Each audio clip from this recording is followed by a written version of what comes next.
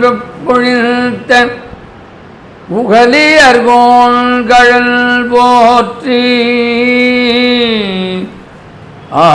ஆழிமிசைக்கல் மிதப்பில் அணைந்த பிரான் அடி போற்றி வாழி திருநாவலூர் வன் தொண்டர் பதம் போற்றி ஊழிமலி திருவாத ஊரர்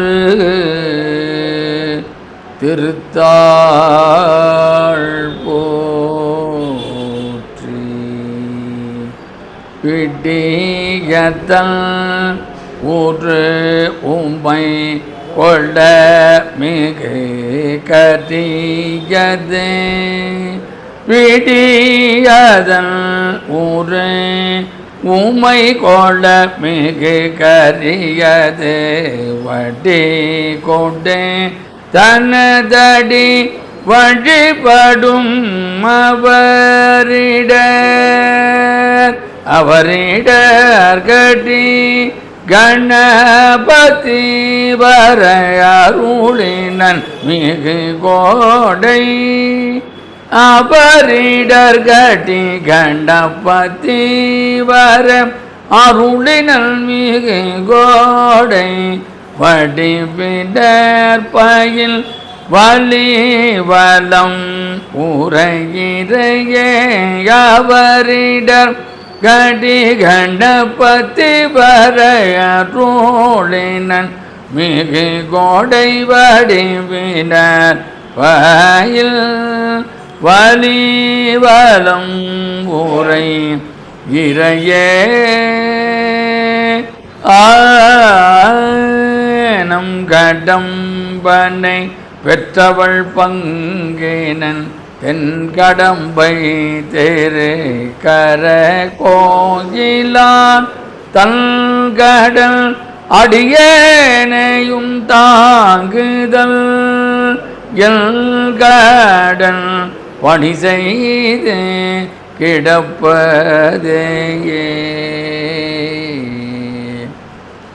எழும்போதும் வேலுமயிலும் என்பேன் எழுந்தே மகிழ்ந்து தொழும்போதும் வேலும் மயிலும் என்பேன் முருகா உனைத் தொழுதே உருகி உருகி அழும்போதும் வேலும் மயிலும் என்பேன் அடியேன் உடலம் விழும்போதும் வேலும் மயிலும் என்பேன் செந்தில் வேலவனே திருச்செந்தூர் முருகனே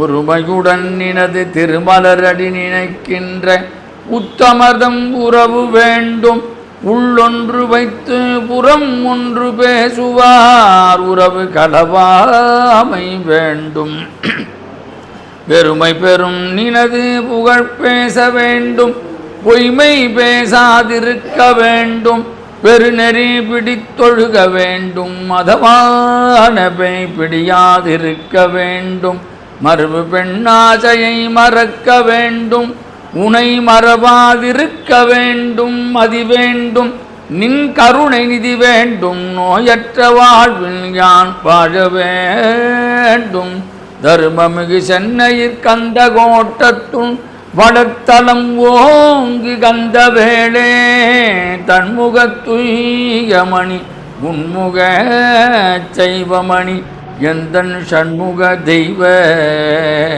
மணியே தூக்கும் வலுவற்றுறை தோய்ந்த கல்வியும் சொற்றுவை தோய் வாக்கும் பெருக பணித்து அருள்வாய் வடநூற்கடலும் தேக்கும் செழுந்தமுச் செல்வமும் தொண்டர் செல்லாவில் நின்று காக்கும் கருணை கடலே சகலகலாவல்லியே நாயகி நான்முகி நாராயணி கை நளின பஞ்சசாயகி சாம்பவி சங்கரி சாமளை சாதினச்சி வாயகி மாலினி வாராகி சூலினி மாதங்கி என்று ஆயகியாதி உடையான் சரணம் சரணம் அரண் நமக்கே அசாத்திய சாதக சுவாமின்யம் அசாத்தியம் தவகிம்பத ராமதூத கிருபா சிந்தோ மத்காரியம் சாதய பிரபோ. தொல்லை இரும்பிரவி சூழும் தடை நீக்கி அல்லல் அறுத்து ஆனந்தமாக்கியதே எல்லை மறுவா நெறி அளிக்கும் வாதவூரெங்கோன் திருவாசகம் எனும் தேன் வான்கலந்த மாணிக்க வாசகம் நின் வாசகத்தை நான் கலந்து பாடுங்கால் நற்கருப்பஞ்சாற்றினிலே தேன் கலந்து பால் கலந்து செழுங்கனி தீஞ்சுவை கலந்து என் ஊங்கலந்து உயிர் கலந்து உவட்டாமல் இனிப்பதுவே. திருச்சிற்றம்பலம். ஸ்ரீ மாணிக்கவாசக சுவாமிகள் திருவடிகளே சரணம் சரணம்.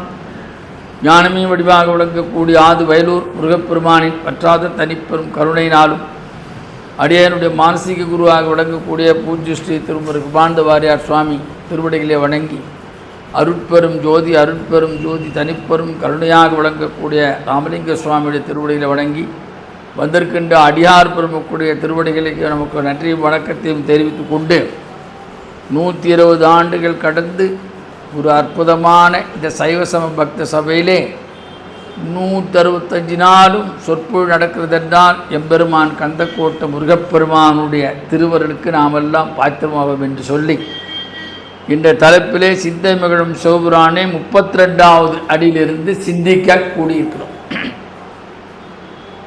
மெய்யே உன் பொன்னடிகள் கண்டு இன்று வீடு உற்றே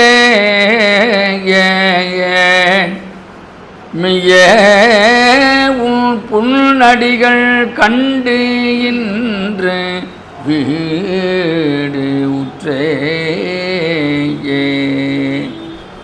இந்த 32வது அடிக்கும் மாணிக்க வாச 32வது வயதுக்கும் தொடர்பு. கடைசி என்னன்னு பார்ப்போம். இந்த வரிகள் மிக முக்கியமான வரிகள். மெய்யே உன் பொன்னடிகள் கண்டு இன்று வீடுற்று. அப்போ திருப்பெரும்பெருமானுடைய திருப்பெருந்துறை பெருமானுடைய ஆத்மநாத சுவாமியுடைய திருவடிகள் எப்படி இருக்குதா? சிவபெருமான திருவடிகள் பொன்னடிகளாக கருதுகிறார்.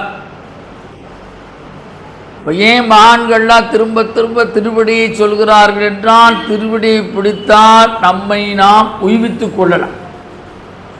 அந்த திருவடி பேரு தான் நமக்கு மீண்டும் பிறவாத தன்மையை அளிக்கும். அந்த முக்தி நிலையை அளிப்பது பகவானுடைய திருவடி. அதனால்தான் அபிராமி பற்ற சொல்வார், பணியேன் ஒருவரை இன் பத்மபாதம் பணிந்த பின்னே. அவர் ரொம்ப ஆத்தன்டிக்காக சொல்கிறார். பணியேன் ஒருவரை, வேறு யாரையும் உலகத்தில் நான் பணிவதற்கு தயாராக இல்லை உன்னை தவிர. அபிராமுடைய திருவடியை பிடித்தால் போதும் எனக்கு முக்தி கிடைக்கும். பணியே ஒருவரை இன் பத்மபாதம் பணிந்த பின்னே. இந்த வரிகள்லாம் எங்கேருந்து எடுக்கிறார்னா மணிக்க வாசகர்லேருந்து எடுத்திருப்பார். மெய்யே உன் பொன்னடிகள் கண்டு இன்று வீடு உற்றேன். அப்போ பிறவியிலே அரிதற்கு அரிதான பிறவி இந்த மனித பிறவி. அரிது அரிது மானிடரால் பிறத்தல் அரிது. எல்லா மகான்களும் சொன்ன அற்புதமான பிறவி மனுஷ பிறவி. அப்போ மீண்டும் பிறவாத தன்மையை நாம் அடைவதற்கு நாம் செய்ய வேண்டிய காரியம் இறைவனுடைய திருவடிகளை பற்றுக்கொள்வதே ஆகும். சுந்தரர் கூட அங்கே சொல்வார் கொடுமுடி பதிகத்தில், மற்ற பன்றனக்கின்றே நின் திருப்பாதமே மனம் பாவித்தேன் பெற்றலோ பிறந்தேன் இனி பிறவாத தன்மை வந்தெய்தினேன் கற்றவர் தொழுதேத்தும் சீர்கரையூரிற் பாண்டே கொடுமுடி நற்றவா உனை நான் மறக்கினும் சொல்லும் நமச்சிவாய. இந்த பாடியில் முதல்ல என்ன சொல்றார்? மற்ற பன்றனக்கின்றி நின்றிருப்பா. அவனுடைய திருவடி தான் சொல்கிறார். கடைசியில் திருவடியும் நாமாவும் தான் நம்மை ஊவிக்கும். கற்றவர் தொழுதேத்தும் சீர்கரையூரிற்பாண்டி கோடு மூடி நற்றவா உனை நான் மறக்கினும் சொல்லுண்டானமச்சிவாயவே. இப்போ மீண்டும் பிறவாத தன்மை அடைவதற்கு திருப்பெருந்துறை ஆத்மநாத சுவாமியுடைய திருவடிகளை நமக்கோசரம் பிடிக்கிறார். இப்போ திருவடி எவ்வளோ முக்கியமானது. திருவடியை பிடிக்காதவர்களுக்கு என்ன நிலை திருமூலர் சொல்றார். சிந்தையில் நொந்திட தீமைகள் செய்தவர்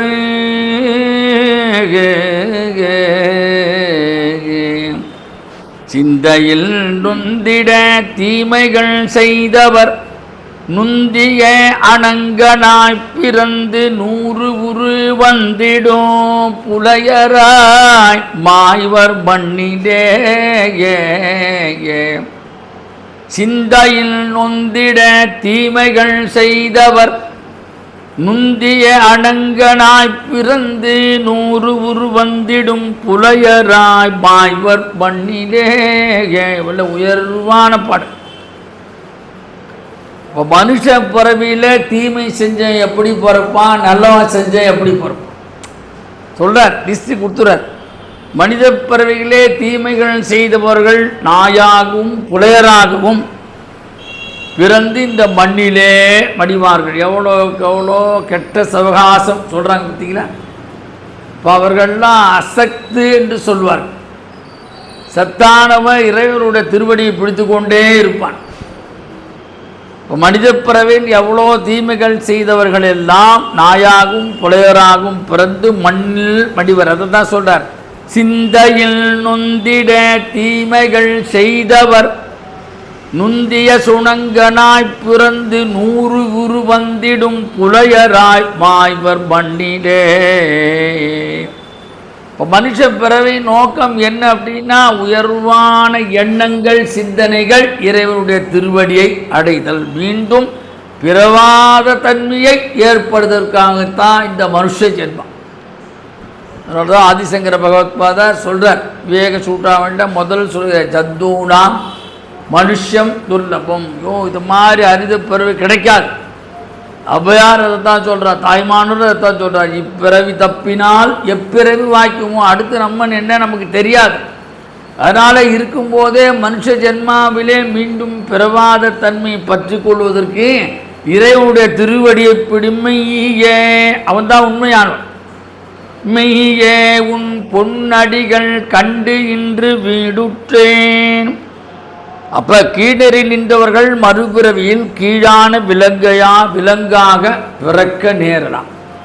ஒரே முதல்ல சொல்கிறார் இல்லையா, புல்லாகி பூடாய் புழுவாய் மரமாகி பல்விருகமாகி பறவையாய் பாம்பாகி கல்லாய் மனிதராய் பேயாய் கணங்களாய் வல்லசுரராகி முனிவராய் தேவராய் செல்லா நின்ற இத்தாவர சங்கமத்துள் எல்லா பிறப்பும் பிறந்து இழைத்தேன் எம்பெருமான் மெய்யேவும் பொன்னடிகள். அப்போ எவ்வளோ பிறவி பிறந்து இழைச்சாச்சு, இனி மீண்டும் எனக்கு ஒரு பிறவியே வேண்டாம். அப்போ அந்த கீழ்நிலைமை, இந்த கீழ்த்தரமான செயல்கள் செய்பவர்கள் அந்த கீழ்நிலைமையில் நமக்கு போக வேண்டுமானால் மாணிக்கவாசகர் சொல்கிறார், நம்ம எல்லாருக்கும் மனுஷனுக்கு சிவஞானம் வரும். அனுபூதியிலே 2 அனுபூதி தான் ஒஸ்தி, மற்ற எந்த சுவாமிக்கும் அனுபூதி கிடையாது. சிவபெருமானுக்கு சிவானுபூதி, முருகப்பெருமானுக்கு கந்தர் அனுபூதி. கந்தர் அனுபூதி கற்று கந்தர் அனுபூதி சென்ற எந்தரே நாள் இருக்கும் நாள் என்னாடோ. அனுபூதி என்று சொன்னால் ஒன்றுபடுது. சிவானுபூதி சிவத்திலே ஒன்றுபடுத்தினா அந்த ஞானம் சிவஞானம் வரணும். சிவஞானம் அவ்வளோ சீக்கிரம் வந்துருமா? மற்ற எல்லா ஞானமும் வந்துடும். சிவஞானம் வர்றது ரொம்ப கஷ்டம். மாணிக்கவாசகருக்கு எவ்வளோ நாள் கழித்து வந்திருக்குதுன்றதெல்லாம் எத்தனை ஜென்மாவில் எவ்வளோ புண்ணியம் பண்ணிப்பேன். இங்கே ரமண பகவானை அப்படியே கூட்டிட்டு அவர் எவ்வளோ பிறவி பிறந்து தான் கடைசியில் திருவண்ணாமலையை முக்தி அடைகிறாருன்னா அப்போ எத்தனை ஜென்மாவில் அவர் சிவஞானம் பெறுவதற்கு காத்திருந்திருக்கிறார். அந்த ஊரில் திருச்சூழில் பிறந்தவங்களுக்கு எல்லாருக்குமே மீண்டும் கருச்சுழி கிடையாது, தெரிஞ்சுக்கோங்க. திருச்சியில் பிறந்தாருக்கு கருச்சுழி கிடையாது, மீண்டும் ஒரு தாயார் வற்றிலே பிறக்க மாட்டார்கள். அதனால தான் பகவான் அங்கே பிறக்க வச்சு அருணாச்சலம் என்ற சிவஞானம் கைவரப்பெற்று பகவான் அங்கே முக்தி அடைந்தார்னா அப்போ எப்பேற்பட்ட அது மாதிரி இங்கே சொல்கிறார். அவர் அருணாச்சலம் அடைந்ததை போல இங்கே சொல்கிறார் திருப்பெருந்துறை ஆத்மநாத சுவாமியை, மெய்யே உன் பொன்னடிகள் கண்டு இன்று வீடு உற்றேன். அப்போ எப்படி அதை ஞானத்தால் உணர்ந்தார்? அவர் எங்கேயோ குதிரை வாங்க போனவரை கூப்பிட்டு அவரை வரவழைச்சு அவருக்கு தன்னுடைய திருவடியை அவர்கள் தலைமையில் சூட்டி அவருக்கு சிவானுக்கிரகம் சிவானுபூதியை போதித்தார் மாணிக்க வாசகருக்கு. அதுக்கு முன்னாடி அவர் வாதவூரர் தான். அதனால தான் சொல்கிறார், அப்போ அந்த சிவஞானம் நான் உன்னுடைய திருவடி என் தலைமையில் பட்டவுடனே எனக்கு சிவஞானம் கைவரப்பெற்றேன். அதனால தான் மெய்யே அது உண்மையானது, சத்திய பிரமாணமானது, தெய்வீகமானது அந்த திருவடி. பின்னால் சொல்வார், இடையா திருவடி என் தலைமேல் வைத்தலுமே துணையான சுற்றங்கள் அத்தனையும் துறந்து ஒழிந்தேன்.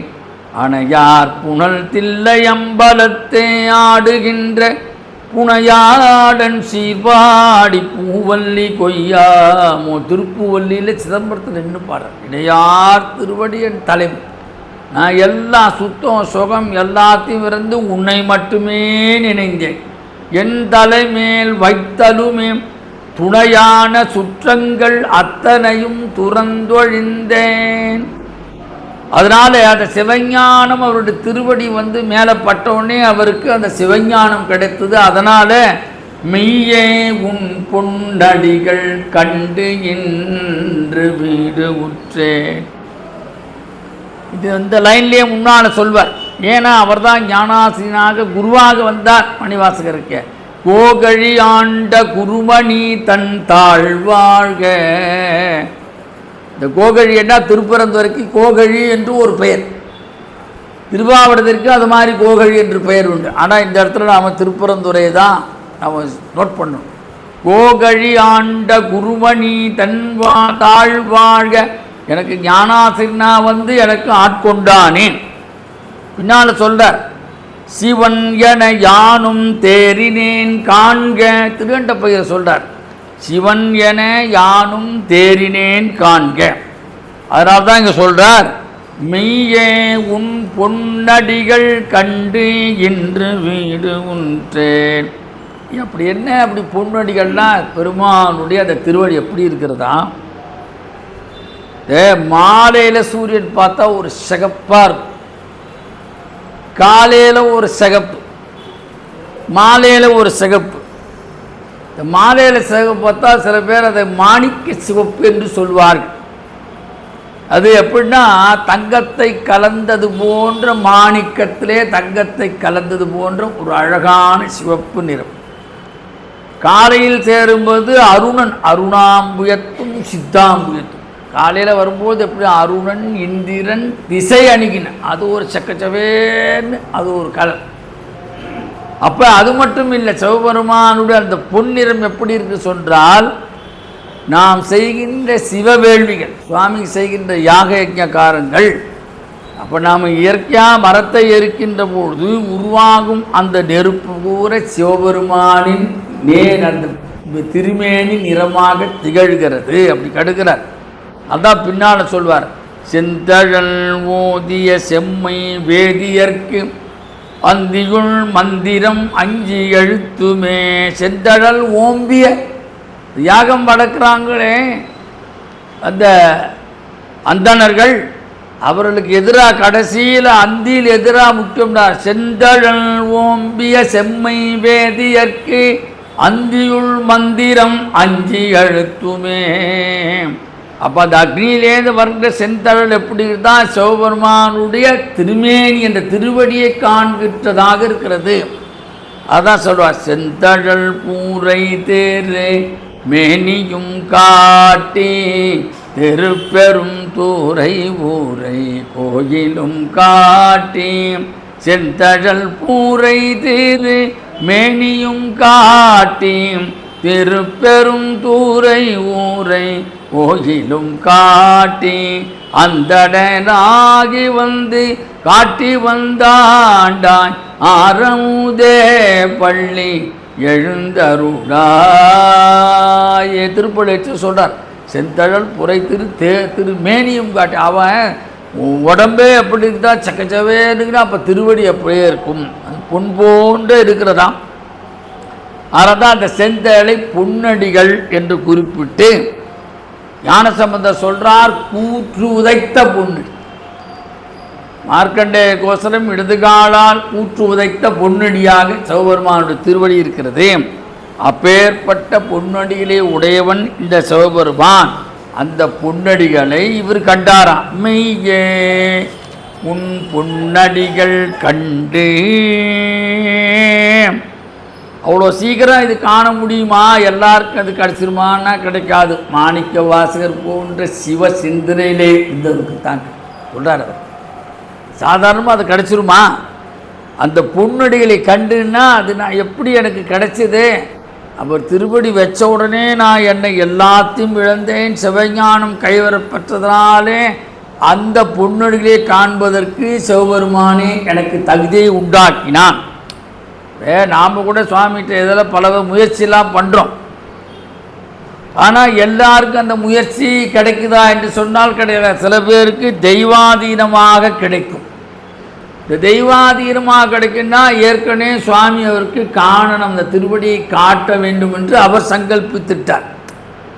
அப்போ மாணிக்கவாசர் எண்ணமெல்லாம் எப்படி தான் சிவபெருமானுடைய திருவடியை காண வேண்டும் என்ற எண்ணமே அவருக்கு மனத்திலே தியானமாக இருந்தது. ஏன்னா அவன் எப்படி இருக்கிறானா, கற்பனை கடந்த சோதி. எப்படின்னா வர்ணிக்க முடியாது. சுந்தரர் சொல்வார், இன்ன தன்மையனென்று அறிவோம்னா எம்மானை எளிவந்த பிரானை. இன்ன தன்மைன்னு யாராலும் அறிய முடியாத அந்த பரம்பொருள் அடியார்களுக்கு அருளும் பொருட்டு எளிவந்த பிரானாக அருள் செய்கிறான். அப்ப அவனை தியானத்தால் காணலாம் என்றாலும் அவனுடைய ஜோதி உருவம் எப்படி இருக்குன்னா அடிமுடியும் காணாத ஜோதி. பிரம்மாவுக்கும் மகாவிஷ்ணுவும் ஏற்பட்ட அந்த சண்டையிலே யார் பெரியவர் என்று பார்க்கும்போது ஒருத்தர் மேலே போயிட்டே இருக்கார். அன்னப்பறவையா அவரால் திருமுடியை காணவில்லை. கீழே ஒரு 1000 மைல் தோண்டி போயிட்டார். ஸ்ரீருத்ர சொல்றது சகசிரயோஜனம். 1000 மைல் கீழே தோண்டி போய் பார்க்கிறார். அவருடைய திருவடியை காண முடியவில்லை. அவர் தோற்று போய் தன்னுடைய சிவத்தியானத்தில் அவர் ஈடுபட்டார். பிரம்மா கதை உங்களுக்கு தெரியும், போய் சாட்சி சொன்னார், அப்படி இதுபட்டாங்க. அப்போ அப்பர் பெருமான் சொல்கிறார், அவன் எப்படி அந்த கற்பனை கடந்த சோதியாக இருக்கக்கூடியவன். காட்டு வித்தால் யார் ஒருவர் காணாதே காண்பாரார் கண்ணுதலாய் காட்டக்காலே. அப்போ அவன் அருளின்றி அதை காட்டவே முடியாது, அதை பார்க்கவே முடியாது. அதனால தான் இதே முதல் அடியில் சொல்கிறார், அவன் அருளாலே அவன் தாழ் வணங்கி. அதுக்கு இதுக்கு கம்பேரிசன் பண்ணும். இப்போ மாலும் ஐனும் காண முடியாத அந்த பெருமான், அவர்களுக்கு காண முடியாத பெருமான் குதிரை வாங்க சென்ற என்னை கூப்பிட்டு வலிய வந்து தானே திருவடி தீட்சை அளித்தான். அப்பர் பெருமான் நோடத்தில் சொல்வார், இந்த 2 பேரும் காண முடியாத சொல்வார். அது அழகாக அந்த இதில் சொல்வார், தேடி கண்டு கொண்டேன் தேடி கண்டு கொண்டேன் திருமாலும் நான் முகனும் தேடி தேடி தேடவோனா தேவனை என் உள்ளே தேடி கண்டு கொண்டேன். 2 பேரும் காண முடியாத அந்த பெருமானுடைய திருவடியை என் உள்ளே தேடி கண்டு கொண்டேன்னா யார் யாருக்கு எவ்வளோ பக்தி இருக்கிறோம், சுவாமி இறங்க வர காத்திருக்கிறான். அதை தான் இங்கே சொல்கிறார். அவன் திருவடியை தீட்சை கொடுத்து எனக்கு அந்த சிவஞானத்தை போதித்தான். அப்பேற்பட்ட என்னுடைய திருவள்ளுவரை தரிசித்தார் மாணிக்க வாசகர். மாணிக்க வாசகருக்கு அந்த தகுதி இருந்து உரையாசிரியர் குறிப்பிட்டார். மாணிக்க வாசகருக்கு அந்த தகுதி இருந்ததே, அதனால்தான் சிவபெருமான் அவருக்கு பொன்னடிகளை காட்டுவித்தார். அப்போ திருமுடியை காணாத அவர் தோற்று போனார், அவரும் தோற்று போனார். ஆனால் மாணிக்க வாசகருக்கு அவரே தேடி வந்து திருவடியை காண்பித்தார். அதான் விசேஷம். மாலுக்கும் அயனுக்கும் காணாத அந்த திருவடியையும் திருமுடியையும் இங்கே திருவடியை நேராக மாணிக்க வாசகருக்கு கூப்பிட்டு அவர் தலைமையிலே வைத்தார், திருவடி தீட்சை அளித்தான். அதனால் தான் சொல்றார், அதை நான் பார்த்தேன் மெய்யே உன் பொன்னடிகள் கண்டேன் வீடுற்றேன். அதுக்கு பின்னால் தேங்க்ஸ் சொல்வார். நான் என்ன சாதாரண ஆளுப்பா, நானேயோ தவம் செய்தேன், சிவாய நம எனப் பெற்றேன், தேனாய் இன்னமுதமாய் தித்திக்கும் சிவபெருமான் தானே வந்து எனது உள்ளம் புகுந்தேன், அடியேற்கும் அருள் செய்தான், ஊனாரும் உயிர் வாழ்க்கை ஒருத்தன்று வருத்திடவே. நான் எந்த தவமே செய்யல, அவனே வந்து என்னை பலியாட்கொண்டான். அர்த்தம் மெய்யே உன் பொன்னடிகள் கண்டு இன்று வீடுற்றேன். திருவடி அவ்வளோ ரொம்ப முக்கியம்.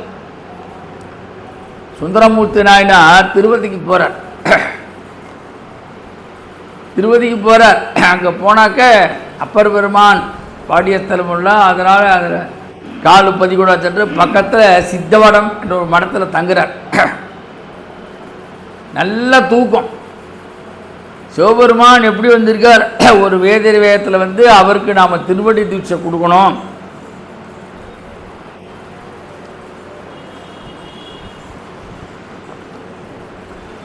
அதனால் என்ன பண்ணுறார், பக்கத்தில் படுத்துட்டு காலால் எட்டி எட்டி உதைக்கிறார்.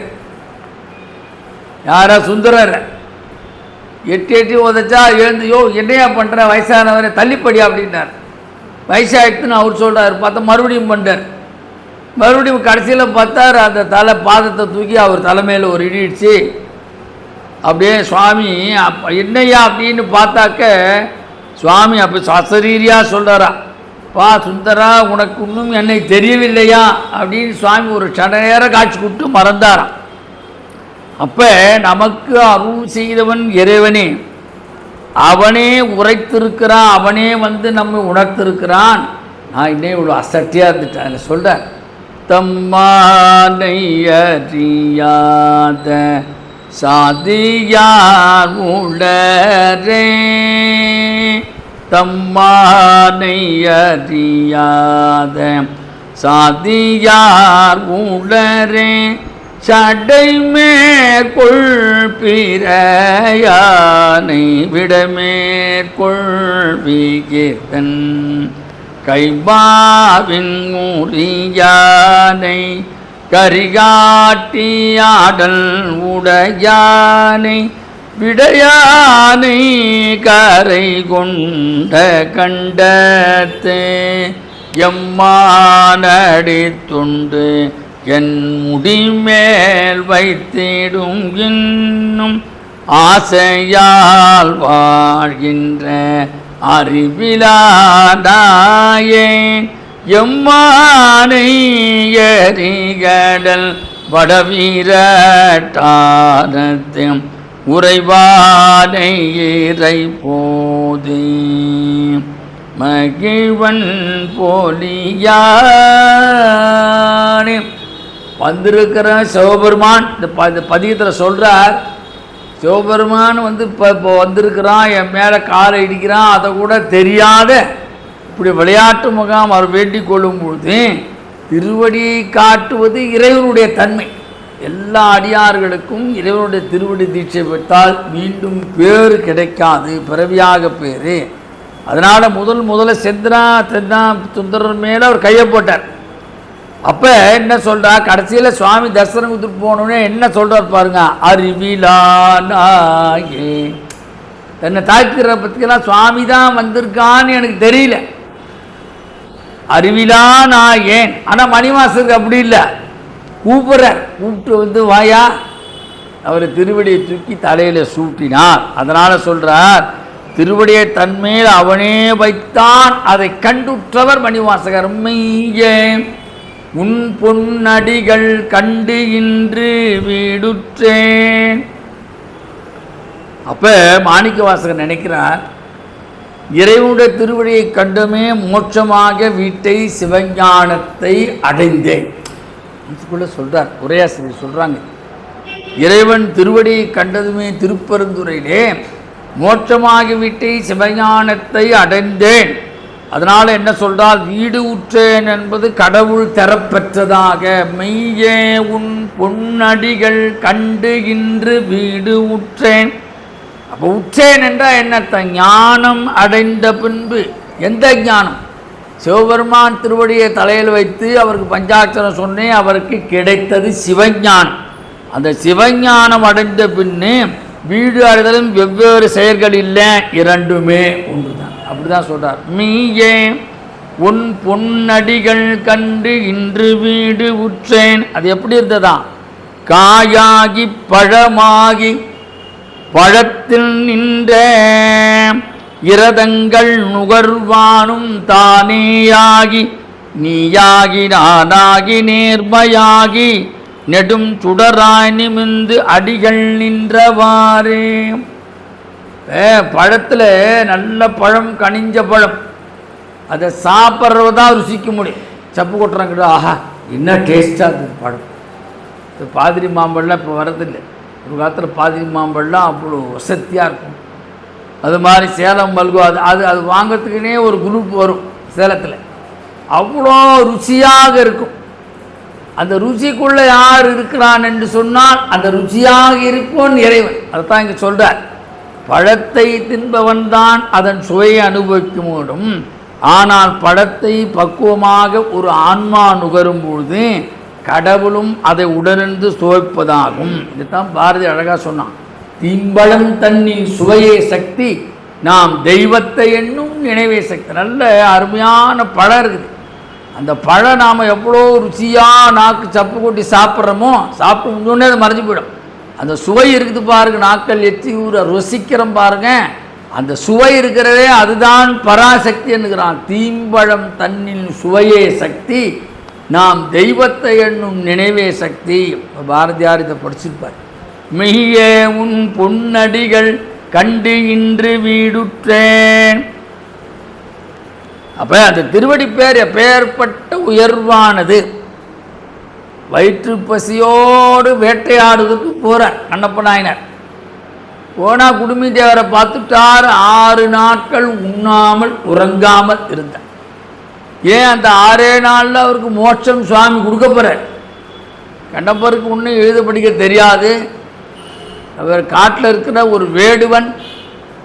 அந்த வேடுவனுக்கு பாருங்க, அந்த சுவாமி பார்த்த உடனே அந்த சுவாமி மேலே அவ்வளோ அன்பு கலந்த பக்தி. இரவும் பகலும் போய் 6 நாள் காவல் இருக்கிறார். அவருக்கு தெரிந்த செய்கையிலே உள்ளன்போடு பக்தி பண்ணுறார். கண்ணப்ப நாயர் அந்த நாயன்மார்களில் மிகச்சிறந்த நாயனார் கண்ணப்ப நாயனார். ஆதிசங்கராலே பாராட்ட பெற்றவர். ஆதிசங்கர் சிவாந்தரை ஸ்லோகம் எழுதியிருக்கார், 100 ஸ்லோகம். அதில் 63ஆம் ஸ்லோகத்தில் கண்ணப்ப நாயனார் மாதிரி என்னால் பக்தி பண்ண முடியாது அப்படின்னா கண்ணப்ப நாயனார் எவ்வளோ பக்தி பண்ணியிருக்கார். எதுக்கு அப்படி? அந்த சுவாமிக்கு செஞ்ச அந்த பக்தினால தான் அவருக்கு 6 நாளில் வீடுது. அதைத்தான் மாணிக்கவாசகர் சொல்கிறார். மெய்யே உன் பொன்னடிகள் கண்டு இன்று வீடுற்றேன். பட்டினத்தார் சொல்வார், 3 பேரை சொல்வார் உயர்வா. வாழால் மகவருந்து ஊட்ட வல்லே நல்லேன், மாது சொன்ன சூழால் இளமை துறக்க வல்லே நல்லன், 6 நாளில் கண்ணிழந்து அப்ப வல்லே நல்லேன், இனி நான் எப்படி ஆளாவேன் காடத்தியானுக்கே. வாழால் மகவறிந்து விட்ட சுவாமி பைராகியோடு வர திருச்செங்காட்டாங்குடிக்கு. திருத்தொண்ட நாயனார் பையனாக இருக்கிறார், அம்மா பிடிச்சிக்கிறாங்க. யாரால் இதை செய்ய முடியும்? இல்லையா? ரொம்ப கஷ்டம் இல்லை. 2வது திருநீலகண்ட நாயனார் சின்ன வயசுல ஏதோ தப்பு பண்ணிட்டார். 70 வயசு வரைக்கும் மனை சொட்டார். நீ திருநீலகண்டத்தின் மீதான நீரமத்திட்ட கூட கடைசி வரைக்கும் சுவாமியை இறங்கி வந்து மீண்டும் அவருக்கு இளமையாக்கினார். கோயிலில் சிதம்பரத்தை இளமையாக்கினார். அது மாதிரி 6 நாளில் இது மாதிரி பக்தி என்னால் பண்ண முடியாது சொன்னவர் நம்ம பட்டினத்தார். வாழால் மகவறிந்து உட்ட வல்லே நெல்லேன், மாது சொன்ன சூழால் இளமை துறக்க வல்லே நெல்லேன், 6 நாளில் கண்ணிழந்து அப்ப வல்லே நெல்லன், இனி நான் எப்படி ஆவேன் காலத்தியானுக்கு. இது மாதிரி பக்தி என்னால் பண்ண முடியாது. அப்போ இறைவனுக்கு படைத்து அவன் உண்மைதாக கண்ணப்பன் நினைத்தும் போது அவருக்கு பசி அடங்கி விட்டுதான் எழுதுறார். சுவாமிக்கு அவர் அந்த சுவாமிக்கு நைவேத்தியம் பண்ணோடனே இவருக்கு பசி அடங்கிடுத்துது. அது மாதிரி தான் ராமாயணத்தில் பார்த்தீங்கன்னா தலைவனும் தொண்டனாக ராமனும் அனுமன் வாழ்ந்தாலும் இந்த ஆன்மபோதம் என்று நிலை வருகின்ற பொழுது ராமனும் அனுமானும் வெவ்வேறில்லை என்று ராமகிருஷ்ண பரமஹம்சர் குறிப்பு சொல்கிறார். ஆன்மபோதத்தை வழியாக பார்த்தா ராமன் வேறு அனுமான் வேறு, ரெண்டும் ஒரே சக்தியாக இருக்கிறது.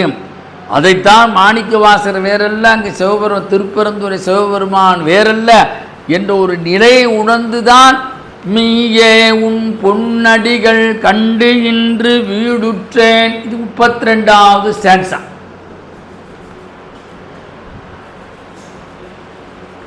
இந்த 32வது வரியில் என்ன விசேஷம்னா, எல்லா ஸ்தலமும் போய் பாடிட்டு சிதம்பரத்துக்கு வரார். நடராஜ பெருமான் கூப்பிட்றார். அப்பா அவரை கூப்பிட்டுவாங்க, அப்பா பாடு எனக்கெல்லாம் இல்லை பழையபடி பாடுனார். எல்லா மறுபடியும் அந்த திருவாசகம் திருப்பரம் ஆரம்பித்து 51 தலைப்பில் பாடினார். சுவாமி சொல்கிறார், பாவை பாடியவாயால் கோவை பாடு. திருக்கோவையார் ஒரு 400 பாட்டு, 658 ஒரு 1058 வரிகளை கொண்டது இந்த திருவாசகம்.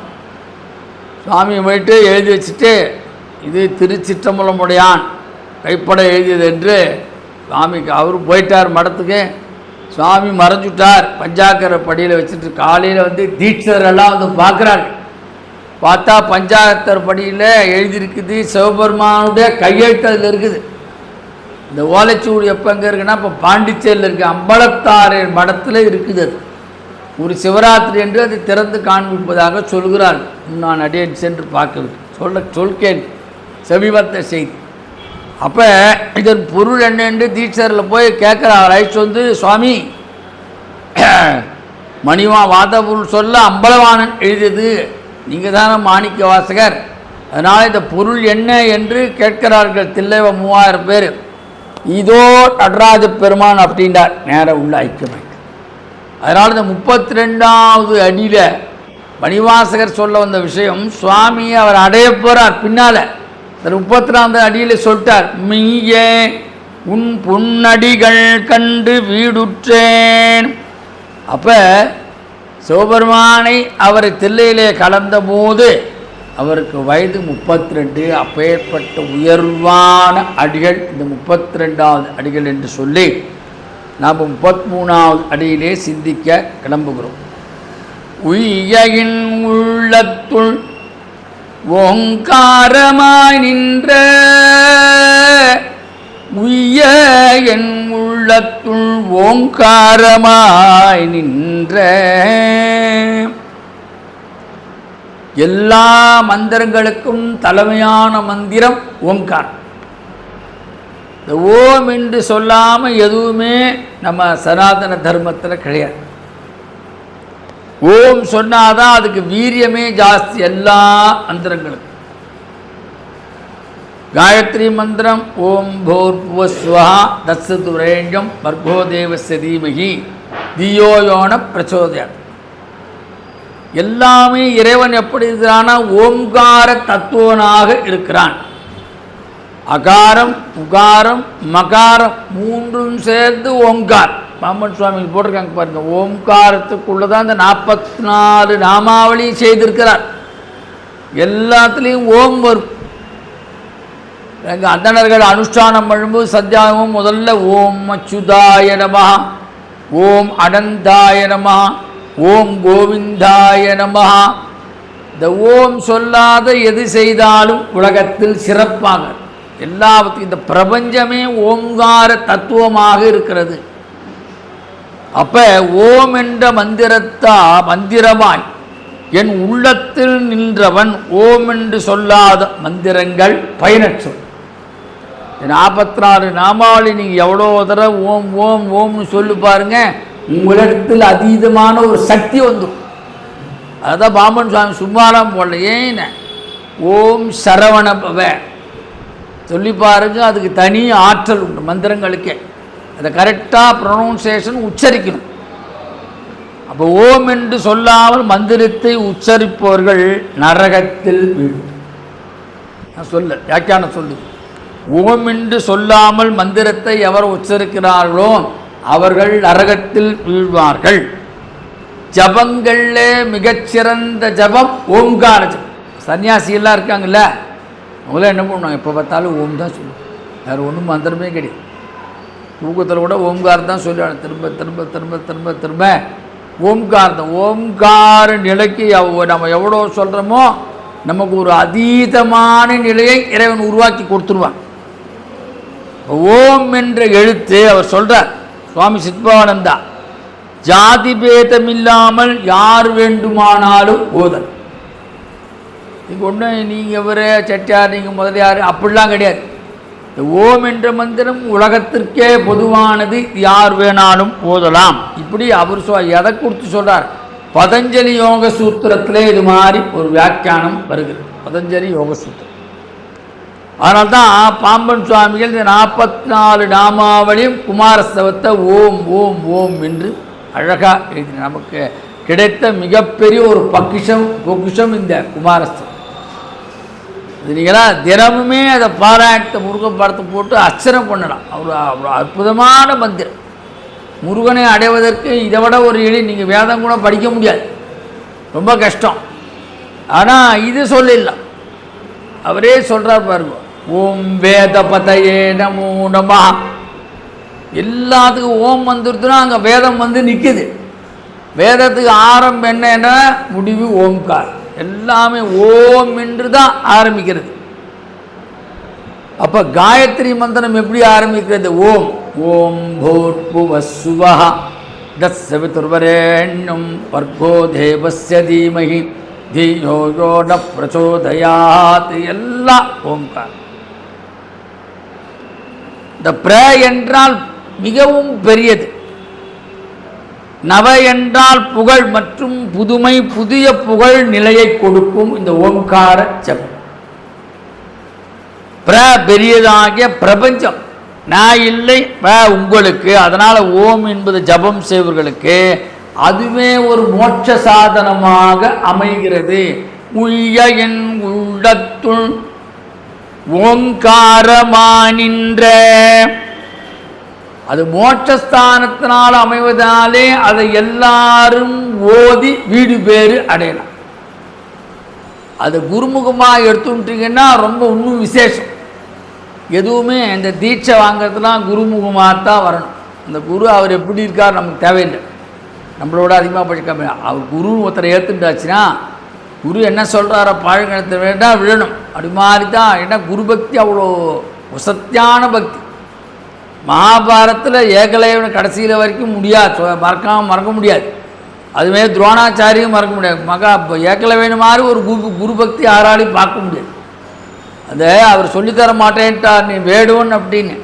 அப்படியே அவர் உருவத்தை வரைஞ்சான், சிலை செஞ்சான், அவருக்கு பூஜையெல்லாம் பண்ணால் அர்ஜுனோட மிகச்சிறந்த வில்லாற்றல் பெற்றினான்னா அவர் டெய்லி அந்த குரு பக்தி மூலமாக அந்த குருவுக்கு அந்த சேவை செய்ததுனால அவருக்கு எல்லாம் சித்தித்தது. எதுக்கு இது சொல்கிறேன்னா, குரு மூலமாக உபதேசம் செய்து கொண்டால் எல்லா மந்திரங்களுக்கும் வலிமை உண்டு. அதுதான் சில பேர் இந்த சந்திர கிரகணம் சூரிய கிரகணம் அந்த மாதிரி நேரத்தில் இந்த உபாசனை தெய்வங்களை குருநாதர் சொல்லி கொடுப்பார். அதுக்கு தனி ஒரு ஆற்றல் உண்டு. இப்போ சொல்கிறார், அதுவே மோட்ச சாதனமாக ஆகிறது. அதனால் அதை ஓதி உய்யலாம் என்பதை காட்ட வந்த மணிவாசகர் நான் மட்டும் உணர்ந்தல்ல, எல்லாரும் இதை செய்யட்டும். உய்ய என் உள்ளத்துள் ஓங்காரமானின்ற, என் உள்ளத்தில் எது இருக்கிறது, ஓம் நம சிவாய. அந்த முன்னும் பின்னும் முதல்ல நாம் எப்படி சொல்லணும்னா, நமக்கு சிவாய நம்ம வராது. முதல்ல நம சிவாய நம சிவாய நம சிவாய. இந்த நமசிவாய மந்திரம் எல்லாவற்றையும் பொருள் எது கேட்டாலும் கிடைக்கும். இந்த சொல்லிட்டே வந்தால் திடீர்னு சுவாமியை பார்த்துறாரு, இவனுக்கு எல்லாம் போதும், இவனை நம்ம வரவேற்கணும். அதனால சிவாய நமசிவாயம் என்பது ஒரு காமியார்த்தமாக இது கேட்டால் இது கிடைக்குன்னு சொல்கிற பாருங்க, சுவாமிகிட்ட போய் விருப்பம் மாதிரி. ஆனால் அந்த சிவாய நமன் வந்துடுத்துனா அப்போ எந்த ஆசையும் மனத்திலே இருக்காது. முதல்ல என்ன சொல்கிறார் அவர், நமசிவாய வாழ்க நாதன் தாழ் வாழ்க இமைப்பொழுதும் நெஞ்சில் நீங்காதான் தாழ் வாழ்க. பின்னால் என்ன சொல்றார், நானேயோ தவம் செய்தேன் சிவாய நமயனப் பெற்றேன். அந்த நமசிவாய சொல்லி சொல்லி சொல்லி பின்னால் சிவாய நம என்ற அருள் சிவன் அருளாலே அவருக்கு வந்தது. அப்போ நமசிவாய என்ற மந்திரத்தின் முன்னும் பின்னும் மட்டுமில்லாது தனியேயும் ஓம் என்ற ஜபத்தினை சுவாமிகள் செய்திருக்கிறார். அதனால் உய்ய என் உள்ளத்துள் ஓம்காரமாய், அப்போ உள்ளத்தில் உள்ளே முன்பே உள்ளதாகிய ஓம்கார மந்திரம் என்று இந்த நமசிவாயத்துக்கு முன்னால் இருக்கிறது ஓம்காரம். அதனால் ஓம் நம சிவாய. இதை எப்படி சொல்லணும் அப்படின்றார் அடிவாசகர். மகான்கள்லாம் என்ன சொல்கிறாருன்னா, இதை நாம் முதல்ல கொஞ்ச நாளைக்கு மந்திரங்கள்லாம் சத்தம் போட்டு தான் நமக்கு அப்படி பழக்கம் ஆயிடுச்சு. ஆனால் ஒரு காலகட்டத்தில் இந்த மந்திரம் சொல்ல சொல்லி சொல்ல இந்த மந்திரமானது மனசிலே பதிஞ்சு, அப்போ நாம் மனசுக்குள்ளே சொல்லுவோம். இப்போ காயத்ரி மந்திரம் சொல்லும்போது ஓம் மனசு ரெடி ஆகிட்டு வச்சுக்க, மனசுக்குள்ளே சொல்லி விரல் மட்டும் மணிமாலை எண்ணுவாங்க. அப்போ மனசுக்குள்ளே சொல்லுகின்ற மகாமந்திரமாக அதுக்கு பேர் என்ன சொல்றால் அஜபா மந்திரம். ஜபம் பண்ணால் முணுமுணுத்தல், அஜபான்னு கொண்டா மனசு மட்டும் என்ன ஓடுறதுன்னு தெரியாது. நீங்கள் உட்காந்துருப்பீங்க, என்ன மந்திரம் சொல்ல எனக்கு தெரியுமா தெரியாது. இது அஜபா காயத்ரி, காயத்ரியிலே அஜபா காயத்ரி விசேஷம். அது மாதிரி இந்த அஜபா மந்திரம், இந்த நமசிவாயமாகட்டும் சிவாயனமாகட்டும், இது அஜபா முறையில் நாம் செய்தோமோ ஆனால் பெருமான் உள்ளத்திலே வந்து அமர்வதற்கு காத்திருக்கிறான். அதனால தான் திருவாரூரில் சுவாமி ஒரு நடனம் ஆடுறார், நிறைய இடத்துல ஆடுறார். திருவாரூரில் ஆடுகிற நடனத்துக்கு பேர் அஜபா நடனம். அப்படியே அந்த மூச்சு காற்று வெளிப்பட்டு அதிலேருந்து நடனம் ஆடுகிறார். அப்போ திருமூலர் சொல்கிறார், ஏன் அவ்வளோ ஓம்காரத்துக்கு அவ்வளோ முக்கியமும் கொடுக்கிறார்கள். ஓம் என்பது சைவத்திலே சிவதத்துவமாக காணப்படுது. ஓம்கார் தானே பரஞ்சுடர் தத்துவமாய் நிற்கும், தானே அகார உகாரமதாய் நிற்கும், தானே பரஞ்சுடர் தத்துவ கூத்துக்கு தானே தன்முகத்தராதலம் தானே இது அப்படின்றார். அப்போ என்ன சொல்கிறார் திருமூலர், இது வாயால் உச்சரிப்பதை விட மனதினாலே மந்திரத்தை உச்சரிக்க பழக கற்றுக்கொண்டால் சீக்கிரம் நாம் இறைவனுடைய திருவடி அருளை பெறலாம். அதில் தான் காயத்ரி மந்திரங்கள் மனசுக்குள்ளே சொல்லணும். அரியார் சுவாமிகள் அதை பற்றி தனியாகவே பேசியிருக்கார். காயத்ரி மந்திர மகிமை சொல்லும்போது எவ்வளோக்கு எவ்வளோ மனசுக்குள்ளேயே, இப்போ எல்லாம் நம்ம வெடிகாலம் ஒரு 3:30 மணிக்கு எழுதிட்டோம், தூக்கம் வரலன்னா நம்ம இந்த மந்திரத்தை சொல்லினே வந்தோன்னு வச்சுக்கோங்க, ஒரு குறிப்பிட்ட காலத்தில் அது மனசில் பதிஞ்சிடும். அந்த மனசில் பதியும்போது அப்போ அஜபா மந்திரமாக மனசுக்குள்ளேயே ஓட ஆரம்பிக்கும். அகாரம் உகாரம் மகாரம் மூன்றும் சேர்ந்தது தான் இந்த ஓம்காரம். அப்போ மணிவாசகர் சொல்கிறார், இந்த ஓம்காரத்தை எவனொருவன் மனதுக்குள்ளே ஏற்ற ஏற்ற அது அழியாது கடைசி அந்த மனிதன் உயிர் போகின்ற நிலை வரைக்கும் அந்த மந்திரம் சித்திக்கும். அப்போ அது ஆட்டோமேட்டிக்காக வந்துடும். அதில் தான் உயிர் போகும் தருவாரில் பாருங்கள், சில பேர் சிவநாமாவை சொல்லுவாங்க, சில பேர் நாராயணநாமா சொல்வார்கள். அப்படியாவது அவன் என்ன பண்ணுவான், பெரிய பையனை கூப்பிடு சின்ன பையனை கூப்பிடு, அவனுக்கு என்ன ஓட்டம் இருக்குன்னு தெரியாது. உயில் எழுதுருமா இந்த இவ்வளோ சொத்தெல்லாம் விட்டு போகிறோமா, எந்த நினப்பில் இருக்காது தெரியாது இறக்க போகிறவனுக்கு. அதனால தான் நான் முன்னோர்கள் நாமாக்களை சொல்ல சொன்னார். ராமராம சொல்லு, சிவசிவ சொல்லு, முருகா சொல்லு, நாராயணா சொல்லு, கேசவா சொல்லு. அந்த காதில் அவன் கேட்டவுடனே அந்த உயிர் பெருந்தா அந்த நாமத்தை கேட்ட பயன் கிடைக்கிறது. பாகவத்தில் அஜாமில உபயோகான கதையெல்லாம் தெரிஞ்சிருக்கும். அஜாமிலம் ரொம்ப கெட்ட சகவாசம், ரொம்ப மோசம். நிறையா குழந்தைகள். கடைசி அவன் பையனுக்கு பேர் நாராயணன். அங்கே பார்த்தா யமதர்மம் வந்து நிற்கிறான். வந்துவிட்டா யமதூதர்கள். இவன் என்ன சொன்னால், கடைசி பையனை கூப்பிட்டான், ஏ நாராயணன் இங்கே வா, உயிர் போயிடுச்சு. அப்போ பையன் பேரத்தான் சொன்னான். நாராயணன் சொன்ன உடனே அந்த பக்கம் யமதூதர் நிற்கிறான், இந்த பக்கம் விஷ்ணு தூதர் நிற்கிறாங்க. 2 பேருக்கு சண்டை வந்துடுது. கடைசியில் இது பஞ்சாயத்து முடிச்சு அவன் நல்லவனும் கெட்டவனும் நாராயணாம சொன்னதுனால அவன் விஷ்ணு லோகத்துக்கு போனான். அதை தான் இங்கே சொல்றார். உய்ய என் உள்ளத்துள் ஓங்காரமா நின்ற. அப்ப அகாரம், உகாரம், மகாரம் என்ற 3 எழுத்துகள் பிரிந்த நிலையில் இருக்கும். சேர்ந்த நிலையில் ஒன்றாக இருக்கும் பொழுது அதுவே ஓம் என்ற ஓசையாக நிற்கும். அதைத்தான் அப்பர் சொன்னார். ஓசை ஒலியலாம் ஆனாய் நீயே,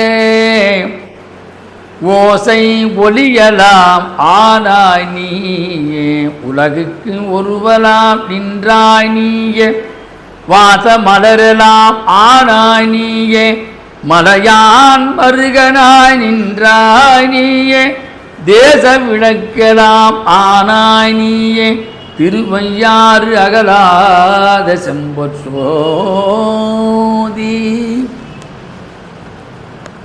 ஓசையாக நிற்கும் இந்த சொல் இறைவன் நெஞ்சினிலே காணும். எவ்வளோக்கெல்ல ஓம் நம சிவாய சொல்கிறோமோ, அப்போ ஓங்காரம் நமசிவாம் எல்லாம் கடவுள் தன்மை வாய்ந்தது. இதெல்லாம் சாதாரண நாம நினைக்க வேண்டாம். ஊன் பற்றி நின்ற உணர்வுறு மந்திரம். திருமூலர் சொல்றார், சாதாரண மந்திரம் கிடையாது ஓம்காரம்.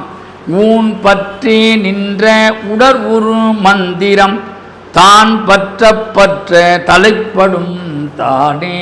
எவ்வளோ ஓம்காரத்தை நாம் உள்ள நிறுத்துகிறோமோ அதுவே நமக்கு உய்ய வீடு கிடைப்பதற்கு அருளும் மந்திரம். இதைத்தான் தியாகபிரம்மம் என்ன சொன்னார்?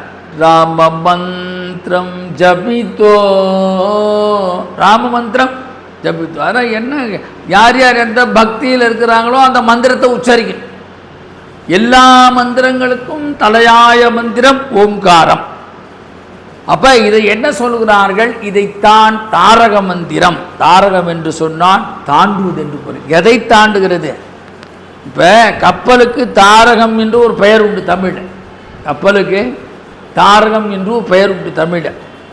நமக்கு என்ன, நாம பிறவியாகிய கப்பலில் மாட்டின்னு இருக்கோம். இந்த பிறப்பை அறுக்க வேண்டுமானால் உய்ய என் உள்ளத்துள் ஓங்காரமாய் நின்ற. அப்புறம் அடுத்த மாதம் பார்ப்போம் விளக்கத்தை. உய்ய என் உள்ளத்தில் ஓங்காரமா நின்ற மையா விடைப்பாகா வேதங்கள் ஐயா என ஓங்கி ஆழ்ந்து அகன்ற நுண்ணியனே. தொடர். அப்ப பிறவியாக கப்பலை கடப்பதற்கு, அந்த பிறப்பை ஒழிப்பதற்கு வீடு தரும் என்பதே தாண்டச் செய்தவன் இறைவன். அதனால உய்யின் உள்ளத்துள் ஓங்காரமாய். சைவர்கள் என்ன சொல்வார்கள்? ஓங்காரத்தின் வரியே வடிகளே பஞ்சாட்சரம். வைணவர்கள் என்ன சொல்வார்கள்? ஓம் நமோ நாராயண அஷ்டாட்சரமே அவர்களுக்கு ஓம்காரமாக. அதனால்தான் தான் ஓம் நமோ நாராயணாய, ஓம் நம சிவாய. ஆக 2 பெரிய சபையும் ஓங்காரத்திலேயே தன் மூல மந்திரத்தை அடக்கமாக வைத்திருக்கிறது. ஓம் நம சிவாய, ஓம் நமோ நாராயணாய. அதனால்தான் ஓம் தத் சத் என்ற 3 விஷயங்கள் இருக்கு. ஓம் தத் சத் என்ற 3 சொற்களும் மூலமாகிய பரம்பொருளை குறிக்கிறது. ஓம் பூர்புவ சுவஹ, ஓம் தத்சவிதுர்வரேண்யம் வர்கோ தேவஸ்ய தீமஹி தீயோ யோன பிரச்சோதயாத். காயத்ரி மந்திரத்தில் வருவார் தத்சவிதுர்வரேண்யம். இப்படி ஓம் தத் சத் என்று 3 சொற்களும் மூலமாகிய பரம்பொருளை குறிக்கிறது என்று மாண்டூக உபனிஷத்திலே ஓங்காரத்தை பற்றி விளக்கத்தை சொல்லுகிறார்கள். அப்ப எல்லாமே நாம மூச்சு விடுறது, இழுப்பது எல்லாத்துக்கும் காரணமாக இருக்கிறது ஓம்காரம். ஆனால் தான் நமக்கு நிறைய பிராணாயம் பண்ண சொல்லுது. பாருங்கள், கொரோனா வந்தபோது என்ன சொன்னாங்க? பிராணாயாமம் தான் நிறையா பண்ண சொன்னாங்க. பிராணாயாமம் பண்ண நுரையீரல் ஆக்சிஜன் நல்ல காற்று உள்ளே போக போக நமக்கு இந்த கார்பன் டை ஆக்சைடெலாம் வெளியே போயிடும். நுரையீரல் காப்பாற்றப்படுகிறது. அந்த ஓம்னு நீங்கள் சத்தம் போட்டு டெய்லி ஒரு 11 தடவை சொல்லலாம். ரெண்டை மூடு பத்மாசனம் போட்டுக்கொண்டு வெளியால் தூக்கம் வரலன்னா அக்கம் பக்கத்தில் சவுண்டாக இருந்தால் கதவெல்லாம் அடைச்சிருங்க.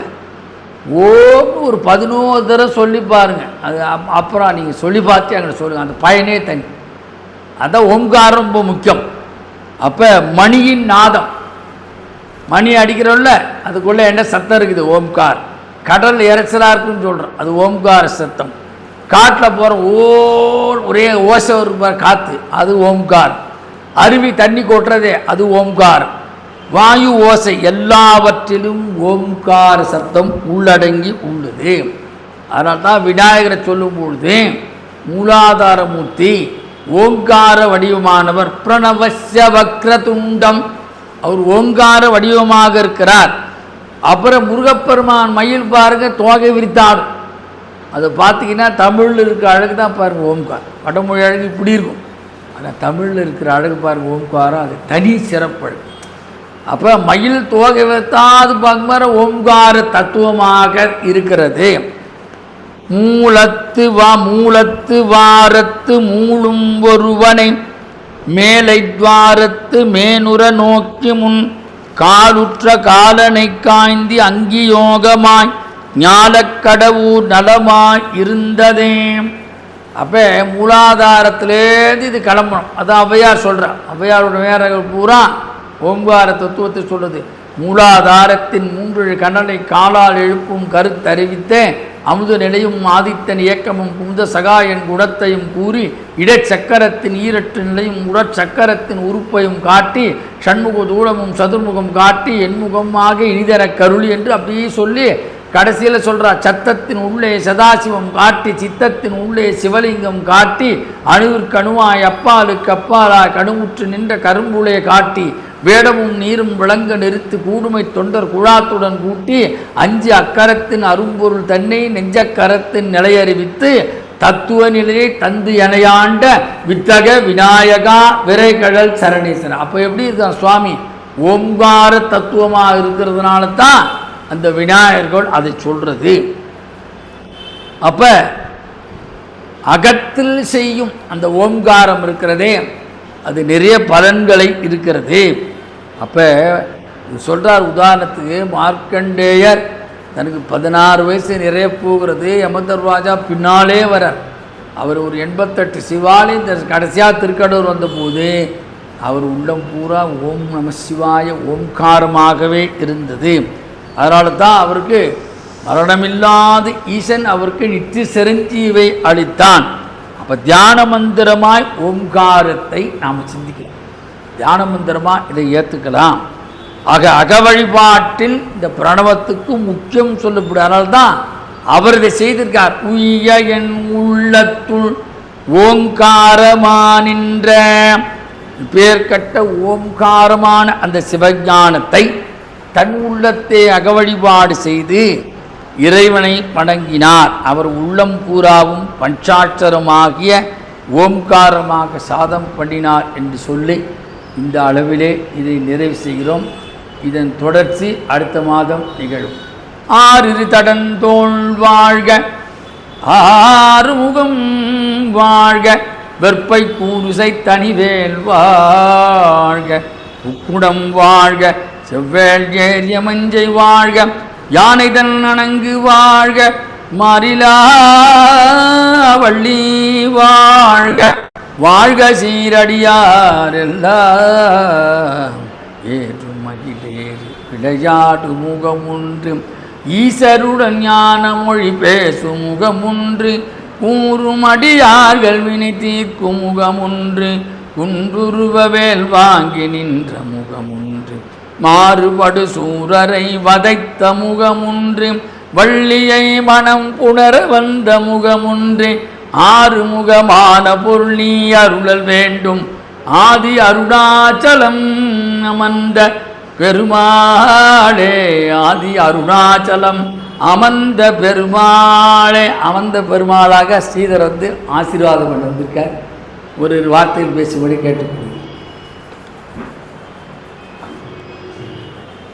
27/9/2025 அன்றைக்கி சஷ்டி இருக்கிறதுனால சஷ்டிவேல் பூஜை நடைபெறும். அனைவரும் வந்து முருகன் திருவள்ளை பெறுமாறு வேண்டி கேட்டுக்கொள்கிறேன்.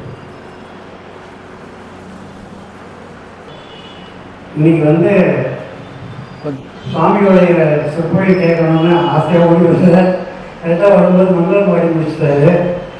ஒரு கணபதிக்கே தாசன், அதாவது கணபதி தாசன் போய் வச்சுருக்காரு. இன்னைக்கு எனக்கு ஏகாம்பரேஸ்வரர் கோவிலில் நவராத்திரி சொற்பொழி கொடுத்துருந்தாங்க. அதனால் அங்கே 8 மணிக்கு முடிச்சுட்டு போகிற வழியில் இங்கே சுவாமியோட சொற்பொழி கேட்டு போகலான்றதுக்காக வந்தேன். சிரமத்துக்கு பண்ணிக்கணும். ரொம்ப அற்புதமாக பேசக்கூடியவர். நாங்களாம் இவர் மாதிரி எல்லாரும் பேச்சு கேட்டு தான் சொற்பொழிவாளர்களானோம். அந்த வகையில் சுவாமி இன்னும் நிறைய நிகழ்ச்சிகள் பண்ணணும், க்ஷேமமாக இருக்கணும், எல்லாவல்ல சிவனருள் அவர் சித்தியாகணும்னு பிரார்த்தித்து விடைபெறுகிறேன். நன்றி.